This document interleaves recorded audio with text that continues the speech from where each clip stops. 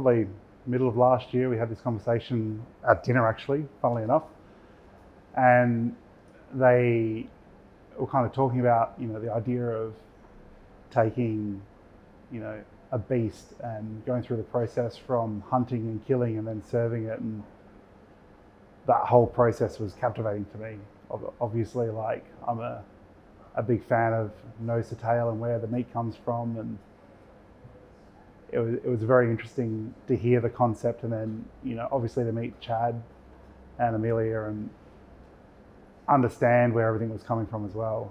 The core flavors of this menu is smoke and fire. Every single dish on this menu in some form or another is touching fire, is touching smoke.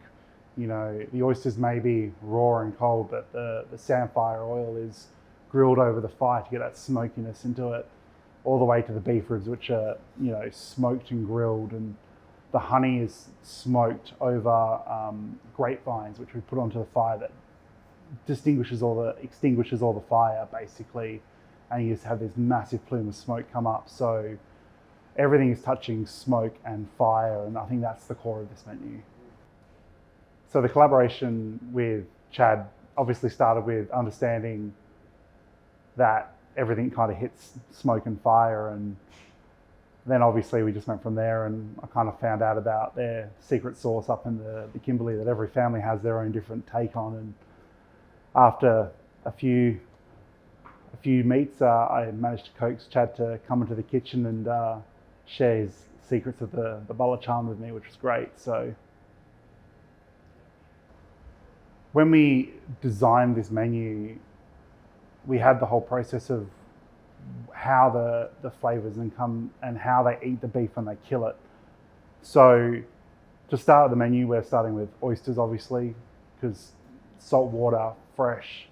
We're serving that with finger lime and a saltbush and samphire oil.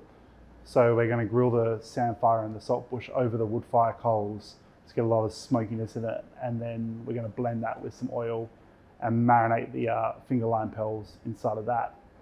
Accompanying this in the first course is our offal skewer.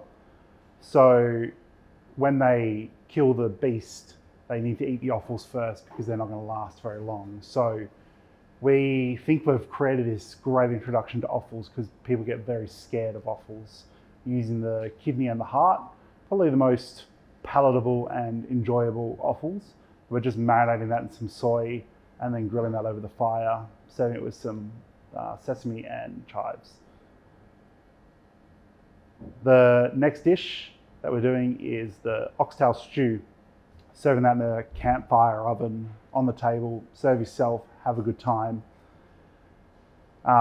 So we're braising down the oxtail with some red wine stock, mirepoix, carrots, celery, onion, all these vegetable flavors.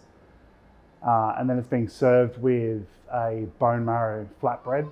So you're just cooking the bone marrow, folding it through the bread dough, and then we're going to glaze the bread with the beef tallow that we basically take all the fat off cuts, smoke it, and render that down. That's going to glaze the bread as well. The main event, the main course, we've got two different beef cuts. We're using the beef rib that we are slowly braising down and then finish it on the wood fire. And then we've also got the rib cap that we are just grilling to medium rare, served with wild garlic. And then with all the bones and the trimmings and stuff, we're making this really rich jus from that. So a demi-glace, and then just reducing that right down, and that's going to glaze all the beef with that. The wild garlic is also grilled over the coals, and then it's served with beef dripping rice. So traditionally you cook rice with water. We're cooking this rice with the beef stock and then finishing it with the tallow as well, getting this like rich, luxurious flavor. We're also serving this with salad. Salad is just a basically salad with a burnt sugar dressing, and it's also got some strawberry gum through it as well, which gives it this weird strawberry and cream flavor, which is delicious. Finally, we're finishing with the smoked honey tart. It's got fresh mango, smoked honey cheesecake, and then some macadamia brittle on top as well. For those who haven't had bush honey before, you're going to have it in the dessert. It's unlike any honey you've ever had before. It is not too sweet. It's very earthy. It's very floral and herbaceous as well. So it's nothing like you think honey is, which is very special to me as well. Having this flavor that you kind of grew up with and you know the flavor of, and it's nothing like that at all. Also with the bush honey, it takes the smoke flavor so well. It doesn't become bitter and astringent. It takes the sweet smoke and it incorporates it so well.